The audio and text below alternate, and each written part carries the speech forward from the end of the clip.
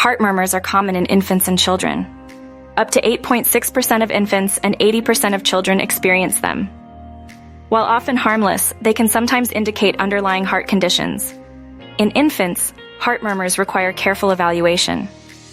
Physicians should review obstetric and family histories to detect congenital heart pathologies. Newborns with murmurs should be referred to a pediatric cardiologist, as neonatal murmurs are harder to assess and have higher pathology rates. In older children, most heart murmurs are innocent and can be monitored with regular checkups.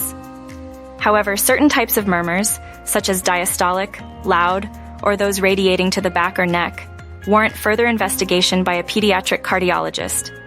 When a pathologic murmur is suspected, referral to a pediatric cardiologist is crucial. Routine tests like electrocardiography and chest radiography should not be performed reflexively, as they can misclassify murmurs and are not cost-effective. New technologies, including phonocardiography and artificial intelligence algorithms, are being developed to better differentiate between innocent and pathologic murmurs, promising more accurate and efficient evaluations in the future.